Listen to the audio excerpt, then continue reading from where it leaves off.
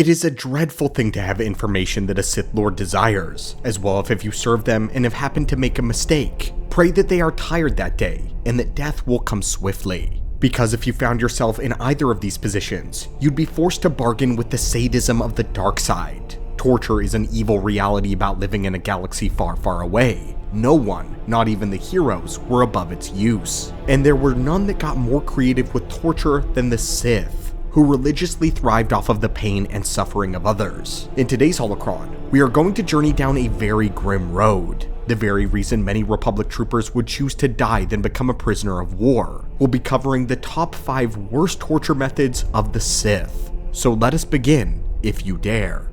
Number 5. Force lightning. Unavoidably, we must start here. This option was usually the most convenient, since many Sith Lords naturally had it in their arsenal. Besides drugging, electric shock was the most common form of punishment used by all organizations in the galaxy.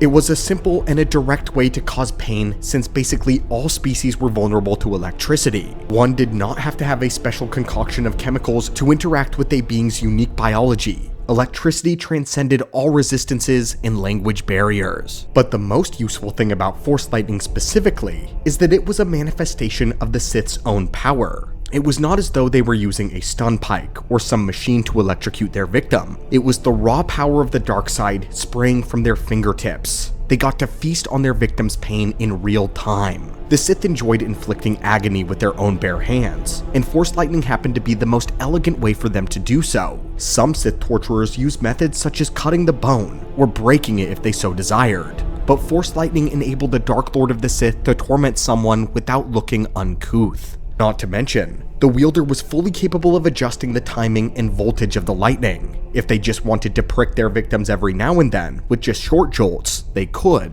If they wanted a steady stream of power, they could do so as well. But since they were always in control, they knew exactly how much potency to use in order to keep their victim alive. Its effects were quite obvious, though it's difficult to imagine the feeling of being electrocuted. When suffering under the Emperor's wrath, Luke Skywalker described it as this. He said it as though there were thousands of spiders with knives for legs crawling up and down his body. Of course, with electricity, muscles and joints lock up and spasm uncontrollably. It is a truly helpless state of being, even for Force wielders. And even when it's over, lingering effects take place. Blood can feel searingly hot inside of the body, and one can be left in a state of dazed confusion. There are some reports of those who suffered so greatly that they simply lost their minds. After taking a lethal dose of Sidious's lightning, Luke spent a year suffering from random seizures and had to rest in a hover chair. All in all though, the reason it was such an ideal method was because it accomplished many tasks at once. It caused suffering. A Sith got to enjoy their victims writhing in their grasp.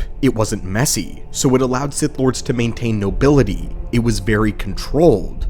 And perhaps most importantly, it was a graphic demonstration of a Sith's abilities. All who observed the victim being tortured through Force lightning were to hear their screams. They could smell the ozone, the cooking flesh. They could watch it all happen from the hands of an extremely powerful individual. It inspired great amounts of fear and respect in those watching, which made every use of Force lightning a warning in disguise. Number 4. Sensory deprivation. There exist many methods of torture which do little else but inflict the worst kind of pain. But what about something that gives you nothing at all, but instead only takes? Deprivation is a favorite of the Sith. Often it was used as a form of training for many Sith apprentices. They were starved for days or even weeks at a time, given nowhere pleasant sleep, or robbed of sleep entirely. But there's always another level to this. We have very little information about how it works or what it feels like, but we know enough to feature it on our list. Sensory deprivation was usually done in the form of a suit or a modified bacta tank. Typically, dulling the senses was done for medical reasons. Many feel comfort when they're given anesthetics in a bacta tank, which allows them to rest from their pain. But when taken to the extreme, they can bring someone to the brink of death. It is not simply inducing a coma, as the victim is still very much awake and aware. But through the use of drugs or technology, they are rendered blind and deaf. Nerve endings are systematically shut down to deny any sense of touch or taste. Even for Force wielders, these techniques put dampers on their abilities and are very successful.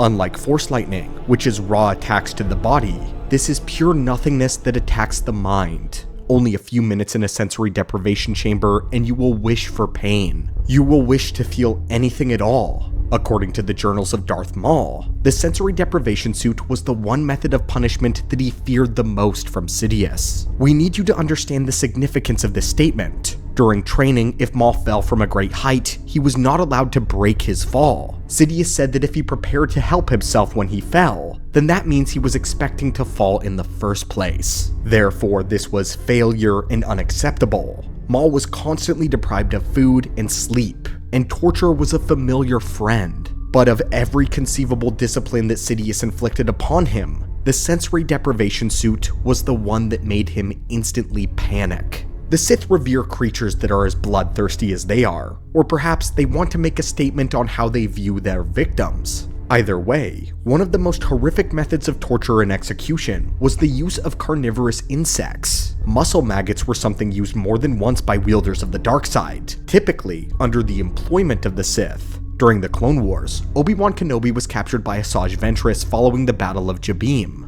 Obi-Wan was thought dead, so there was no one to rescue him from being hung by chains and infused with maggots that chewed through muscle tissue, causing extreme agony that only increased every time he moved. The Supreme Prophet Kadan would employ a similar method against a traitorous Moff one day. However, his usage was much more sinister. Under direct command from the Emperor, the Moff was starved until he was at the brink of insanity, and only then would he be served a meal of parasite-infested biscuits. The parasites would eat the Moff from the inside out while he was still alive.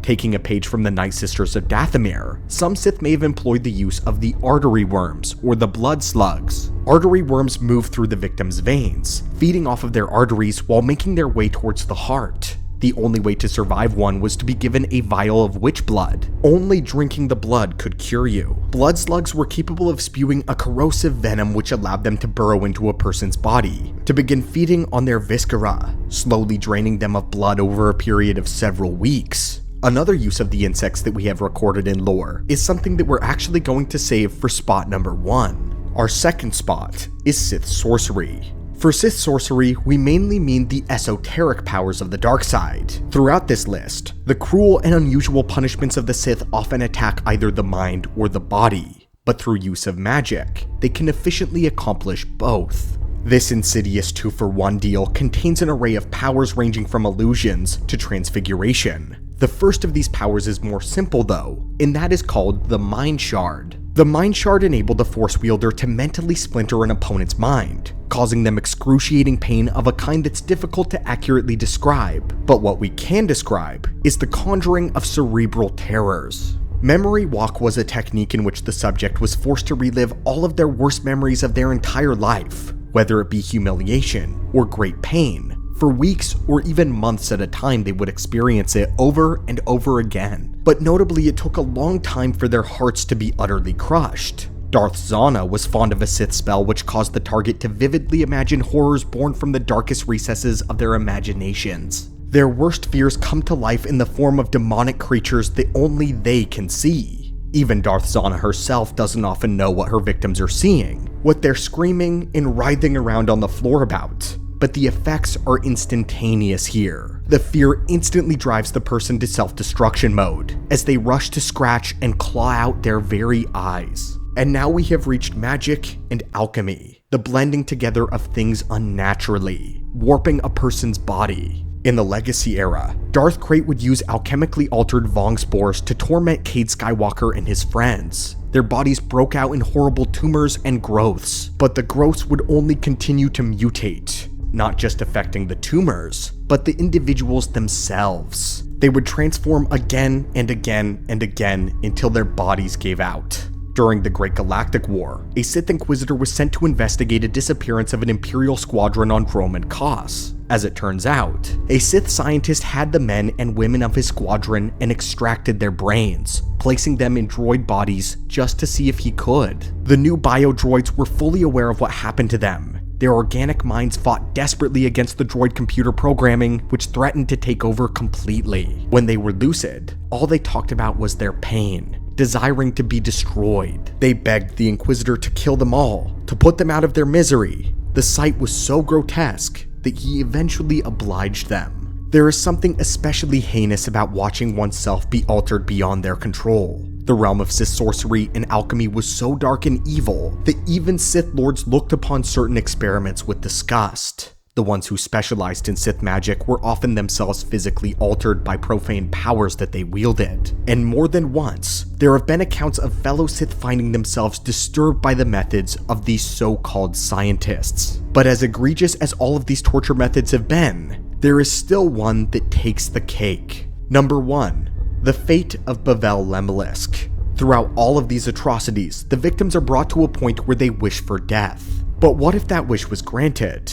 What if it was granted over and over and over again? This was the fate of the man who designed the first Death Star, Bevel Lemelisk. He was the Death Star's architect, and in Legends, the one responsible for the 2-meter wide exhaust port that led to its destruction. Sidious was so furious with him that he had Lemelisk brought before him and placed in a chamber. A swarm of flesh-eating piranha beetles came up through the holes in the floor, and as soon as one of them bit the architect, all of them smelled the blood and began to tear away at his flesh. They entered in his ears, they slashed out his eyes, and they critically wounded him for an hour before he eventually died. But then Sidious used his powers in Sith magic to bring him back to life, transferring his mind into a cloned body. He forced Lemelisk to begin working on the second Death Star, and to remove any flaw that would make it as weak as the first. During the production, Palpatine motivated Lemelisk by executing him another 6 times in total. Each and every time, the method was different. He was jettisoned out of an airlock, slowly lowered into a vat of molten copper,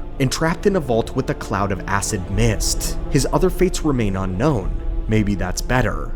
But each and every time he perished, Palpatine ferried his consciousness into a brand new clone body. The Emperor was doing this both as a method of torture and to test the limits of his new essence transfer technique. He wanted to see how many times it would work so that he could eventually use it on himself, believing that this would bring him immortality. Beyond all torturers that we've mentioned, nothing compares to being tortured by Sidious using all of his access, all of his wealth, and all of his evil over and over and over again for his pure enjoyment. It is a frightening thing to fall into the hands of a displeased Sith Lord, but if you arm yourself with enough knowledge, then you will be able to escape their grasp. Force crush that subscribe button if you haven't already, then you'll be notified every single time we upload one of our holocrons. As always, thank you so much for joining us today, and as always, may the Force be with you.